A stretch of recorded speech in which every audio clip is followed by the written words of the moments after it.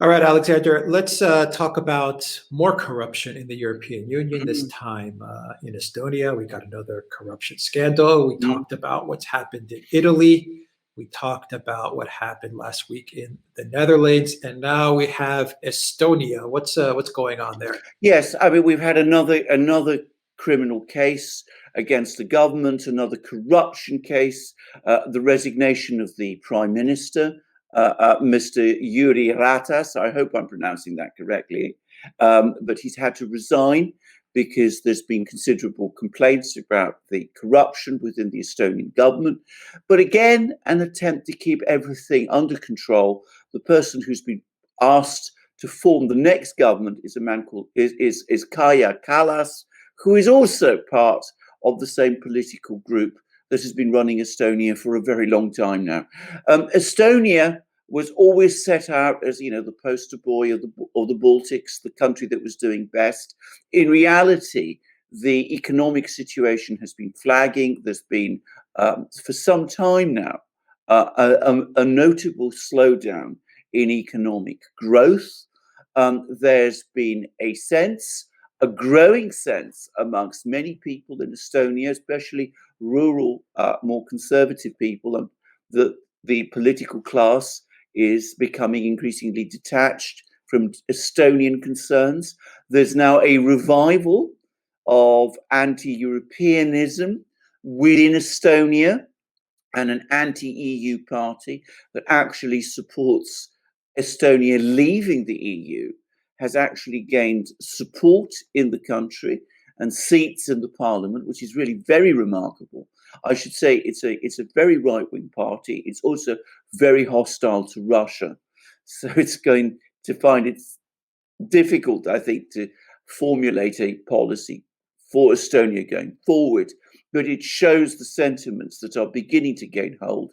Many people feel they've been left behind or are being ignored, and many people feel that they have a political class in Tallinn, the capital, that is more fixed on what is going on in Brussels than is on Estonia itself, and is also enriching itself and using its political um, position to enrich itself without really concerning itself too much with what people in Estonia feel. In other words, Estonia is experiencing the exactly same political malaise that we see in so many other places up and down the European Union. It's the same as in the Netherlands, it's the same as in Italy, it's the same as is increasingly the case in France.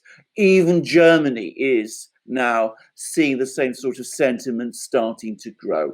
There is growing disaffection with the European Union, with the European political class, but no actual alternative to it has yet emerged in many of these countries because the political class has closed everything down. Yeah, exactly. It's impossible for the situation to change because the way the European Union is structured, you're always going to have this. Everything's always going to gravitate to these elite, Yes. and they're going to separate from the everyday people, and you're just going to have a class war break out Yes. in one form or another, and that's just the way the EU is set up. And it's interesting to see this now in Estonia because Estonia always had the reputation Mm. of being the government being very much law and order, very accountable to the people, very electronically wired up. It has Yeah. this amazing, supposedly this amazing e-government system, and it's supposedly also very entrepreneurial, very a place for startups. But we're starting to see that that's not really the case, and even the government in Estonia has now become part of the EU in crowd, and it's going to cause problems going forward. I think that's right. I think that some of these things about Estonia being very having a very well advanced internet savvy political leadership and very advanced e-commerce and being transparent and being free of corruption and very pro entrepreneurial activity. I think this is all true, say 10 years ago. But I think as time has passed, what you have seen is the same sort of ossification of the system develop in Estonia that you're seeing now in almost every other part of the European Union. So Estonia is looking less distinctive and more typical of a European Union country. Many of the same problems are reproducing themselves, and the edge that Estonia briefly had is fading away. And I have to say that's also affecting the underlying conditions of the economy. More and more people in Estonia feel left behind. They feel that they're not benefiting from the system as it's created, and they're becoming resentful. But that resentment doesn't find any real outlet. It's not able to change the way things are done because one prime minister resigns, who is part of the system, and is replaced by another prime minister who is also part of the system. That's the story in Estonia. It's the story in the Netherlands, where it seems Mark Rutte might be the prime minister who succeeds himself, despite being as involved in this scandal. It's the situation in Italy, where Giuseppe Conte has survived a vote of confidence and staggers on, even though support for him has drained away. And it's the story everywhere across Europe. Total immobilism, inability to move forward, ruling out of all options, and ultimately subservience to Berlin, Frankfurt, and Brussels. Yeah, Rutte in the Netherlands and Conte in Italy, Mm. they refuse to move on. They refuse to hand over the reins of power. And many times, I imagine the Brussels elite also don't want them to leave as well. But all they're doing is, as they're staggering along, they're just dragging their countries down with them.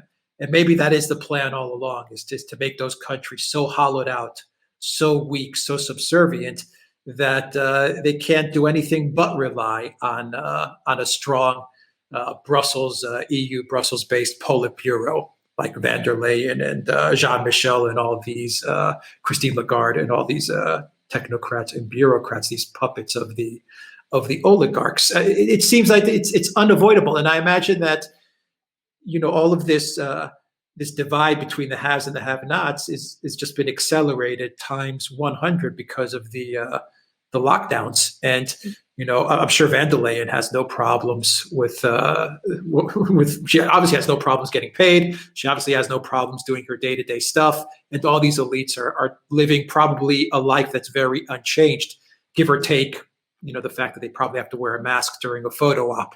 But outside of that, their lives are probably normal, but everyone else has just been completely decimated, and it's accelerated this divide, and it's not going to get better. It's going to get much, much worse. But they refuse. All these leaders refuse to give an inch. They're not backing down. They're going to drag the whole thing. The whole ship is going to go down. Well, that's exactly right. Because what you said about the fact that weak governments, that weak governments are essential to the working of the system. The system is programmed to make weak governments weaker. It requires it. Brussels does not want strong governments because strong governments are inimical to the working of the EU system. They don't want someone like Charles de Gaulle turning up in Brussels and actually wielding a veto. That's the last thing they want to see. I mean, they had this enormous sort of semi-nervous breakdown when Viktor Orban did it, along with the Poles a few weeks ago. They don't want that to happen in all the time and in too many places. So actually, what you have is a weak centre because all these people in Brussels, Ursula von Leyen, Christine Lagarde, all the rest, I mean, they're frankly not very impressive people in themselves. So you have a weak centre that survives by making governments, national governments, even weaker than itself. So it is programmed to create immobilism and paralysis. That is what you're seeing. The EU cannot organize a, let's say, a pandemic response. It doesn't have the organizational skills to do it, but it won't let national governments do it either. There's been this whole conflict argument in Europe about this, and they want weaker governments than strong ones. They want weak personalities heading the governments. They don't want strong personalities heading governments. They don't like Orban because he's a strong personality with strong views. They wouldn't want someone like Salvini. They certainly wouldn't want Marine Le Pen. They wouldn't want anybody like that. They want weak people everywhere. So the system is reproducing itself.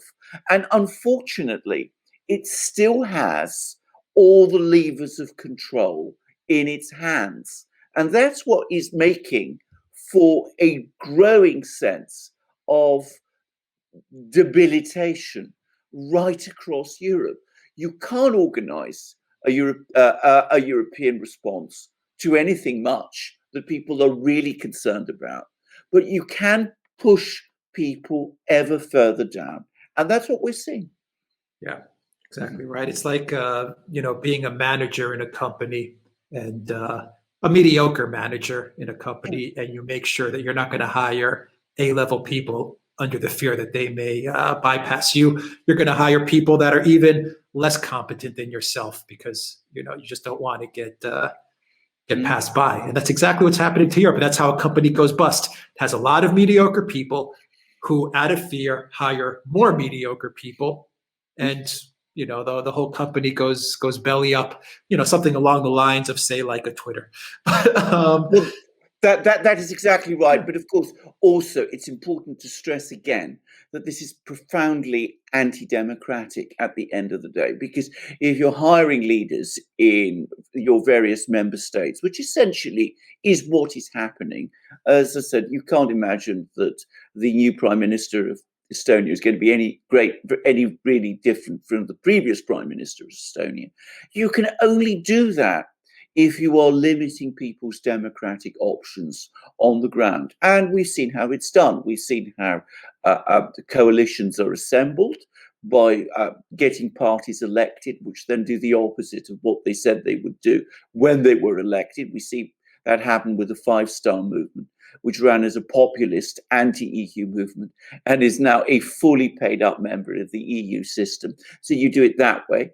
You set aside referendums if that's what you need to do. And they've done that in many places. They did it in Greece. They did it in Denmark. They did it in France. You use the levers that the single currency gives you to close down banks, if as happened in Greece, and as was threatened against Italy, if things go wrong there. You use the various agencies of the presidency, as was used in Italy, to change governments, as has happened in Italy, where the Italian presidency was used basically to remove Berlusconi from office and to prevent the Five Star Movement and the Northern League coalition appointing the person it wanted as its finance minister a few years ago.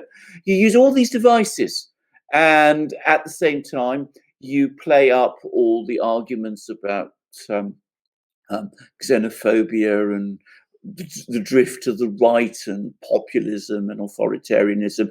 You come up with all of that, which will win you some support from centrist middle-class people who are not doing too badly themselves and who are more intent on fighting these ghosts than indeed addressing the real problems of their societies. So the result is you have a system that is absolutely stagnant and going down, but to which no real alternative can be constructed. Yeah. All right, Alexander Mercurs, thank you very much, guys. Subscribe to this channel on BitChute, Rumble, and Odyssey, and also PayPal, Patreon, Subscribe Star, and Bitcoin to support this channel. You'll find all those links down below. Look for Alexander's YouTube channel. You will find a link for that down below. Also look for my channel. You'll find a link right under Alexander's channel down below. And also the Duran shop, pick up some hoodies and some magic mugs like what we have on today, Absolutely. what we're drinking from. Absolutely, absolutely. Our marvelous hoodies, our wonderful magic mugs. You also find our great T-shirts there, long sleeved and short sleeved. You'll find hats. You'll find wonderful products, the highest quality. The feedback we get is tremendous, tremendously favourable. So come to our shop, support the Duran in all the ways that Alex said, by coming to our shop, by finding us on our other platforms through Patreon, Subscribe Star, and PayPal. And come, of course, to our next program. All right, Alexander Mercouris, thank you very much. Take care, everybody.